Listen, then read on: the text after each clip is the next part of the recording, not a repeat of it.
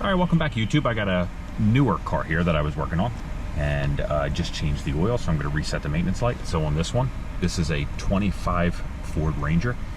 You're going to hit this button. It's going to bring up a menu.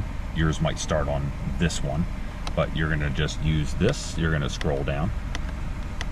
You're going to go down to vehicle maintenance with the spoon and the fork right there. Not really, it's a wrench and a screwdriver, but you're going to click this button in. You're going to hit OK. It's going to bring up a menu, oil life and tire pressure. You're going to just hit OK.